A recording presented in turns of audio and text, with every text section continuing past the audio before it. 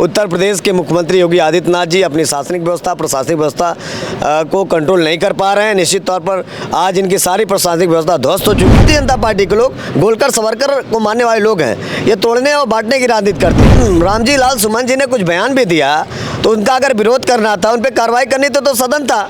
किसी परमिशन के भारतीय जनता पार्टी के इशारे पर आरएसएस को मारने वाले लोग, करणी सेना के उपद्रवी लोगों ने हमारे सांसद के घर पर तोड़ फोड़ की, इसका जिम्मेदार कौन है? तो हम कहना चाहते हैं कि हम समाजवादी लोग इंकलाब पैदा करने का काम करेंगे कि सरपरोसी की तमन्ना अब हमारे दिल में है, देखना है जोर कितना बाजुए कातिल में है।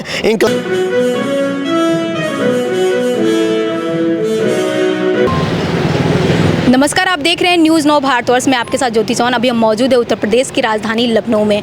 हमारे साथ हैं समाजवादी पार्टी के युवा नेता अभिषेक यादव जी। सर, आपका हमारे चैनल न्यूज़ 9 भारतवर्ष में स्वागत है। बहुत धन्यवाद। इलेक्ट्रॉनिक मीडिया के साथी मैं समाजवादी पार्टी का प्रदेश उपाध्यक्ष निवासी आजमगढ़ आपका धन्यवाद देता हूँ।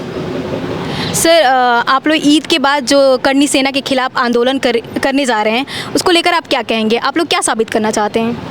देखिए, समाजवादी पार्टी के राष्ट्रीय अध्यक्ष माननीय श्री अखिलेश यादव जी का जो आदेश होगा उसका हम लोग पालन करेंगे। लेकिन उत्तर प्रदेश में जो भारतीय जनता पार्टी योगी आदित्यनाथ की सरकार है, ये हर मोर्चे पर विफल हो गई है।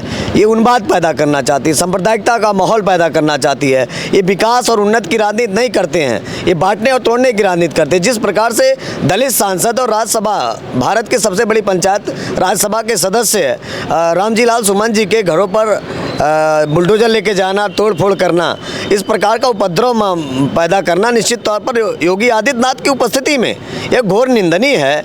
उसी आगरा में योगी आदित्यनाथ जी हैं और वहीं पे कुछ दूरी पर इस प्रकार का कृत्य हो रहा है। और देश के सबसे बड़े पंचायत का अगर सदस्य है, राज्यसभा के सांसद हैं, तो ये निश्चित तौर पर भारतीय जनता पार्टी का लाइन ऑर्डर ध्वस्त हो चुका है। प्रशासनिक व्यवस्था फेल है और शासन व्यवस्था पूरी तरह फेल हो चुकी है। योगी आदित्यनाथ जी खुली छूट दे रखे हैं उपद्रवियों को, बवालियों को, गुंडाओं को, लुच्चों लफंगों को। जिस प्रकार से इस प्रकार का माहौल पैदा हुआ, मुझे लगता है कि योगी आदित्यनाथ जी को इसके लिए कठोर कार्रवाई करनी चाहिए। अगर वो कार्रवाई नहीं कर पाते तो निश्चित तौर पर बताएं, हम समाजवादी लोग अपने सांसद की, अपने लोगों की रक्षा सुरक्षा करना जानते हैं, क्योंकि इनको संवैधानिक रास्ता तो पता नहीं है। उपद्रवी लोग हैं, ये बांटने और तोड़ने की राजनीति की है हमेशा से।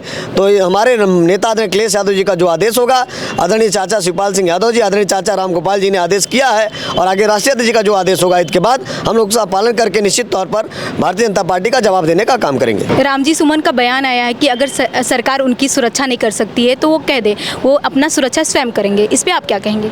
निश्चित तौर पर सुरक्षा क्या करेंगे? इन्हीं के पार्टी के विधायक भी कभी कभी इनके खिलाफ मोर्चा खोल देते हैं, इन्हीं की पार्टी के मंत्री भी मोर्चा खोल देते हैं। निश्चित तौर पर मुझे लगता है उत्तर प्रदेश के मुख्यमंत्री योगी आदित्यनाथ जी अपनी शासनिक व्यवस्था प्रशासनिक व्यवस्था को कंट्रोल नहीं कर पा रहे हैं। निश्चित तौर पर आज इनकी सारी प्रशासनिक व्यवस्था ध्वस्त हो चुकी है और अगर ये निश्चित तौर पर हमारे दलित सांसद की सुरक्षा नहीं कर सकते, आज हमारे तमाम समाजवादी पार्टी कार्यकर्ताओं पर फर्जी मुकदमा करने का काम कर रहे हैं, तो निश्चित तौर पर ये बता दें हमारे सांसद, हमारे नेता आदरणीय अखिलेश यादव जी का जो उद्देश्य होगा, जो आदेश होगा, उसके तहत हम लोग अपने सांसद का, अपने विधायकों का, अपने कार्यकर्ताओं की सुरक्षा करने का काम करेंगे। और निश्चित तौर पर संवैधानिक तरीकों को हम लोग अपनाते हैं, क्योंकि हम डॉक्टर लोहिया को मानते हैं, डॉक्टर अम्बेडकर जी को मानते हैं, सामाजिक न्याय में आस्था रखने वाले लोग हैं। हम लोग संवैधानिक मूल्यों पर चलने का काम करते हैं। भारतीय जनता पार्टी के लोग गोलकर सवरकर को मानने वाले लोग हैं, ये तोड़ने और बांटने की राजनीति करते हैं। अंग्रेज तो चले गए, लेकिन उसी के धर्रे पर चलकर फूट डालो शासन करो की नीति के तहत भारतीय जनता पार्टी के लोग काम करते हैं। हम समाजवादी लोग समतामूलक समाज की बात करते हैं, संप्रभुता, भाईचारे, इंसानियत और विकास उन्नति की बात करने वाले लोग हैं।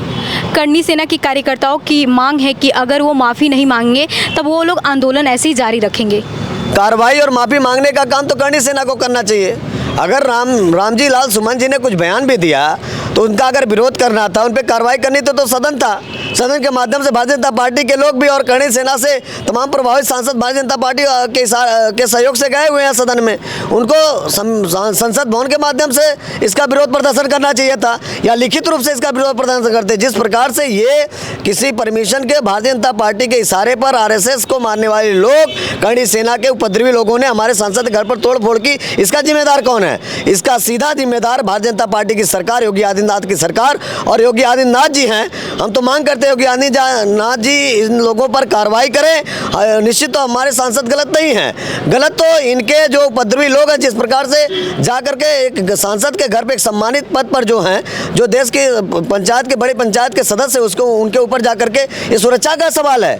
और निश्चित तौर पर भारतीय जनता पार्टी का फ्लेवर सामने आ रहा है, इनकी प्रशासनिक व्यवस्था पूरी तरह से फेल हो चुकी है। तो हम कहना चाहते हैं कि हम समाजवादी लोग इंकलाब पैदा करने का काम करेंगे कि सरपरोसी की तमन्ना अब हमारे दिल में है, देखना है जोर कितना बाजुए कातिल में है। इंकलाब जिंदाबाद के साथ हम इनका जवाब देने का काम करेंगे। ये थे हमारे साथ अभिषेक यादव जी, जिनसे तमाम मुद्दों पे बातचीत हुई। ऐसे ही तमाम खबरों के लिए बने रहिए न्यूज़ 9 भारतवर्ष पे। धन्यवाद।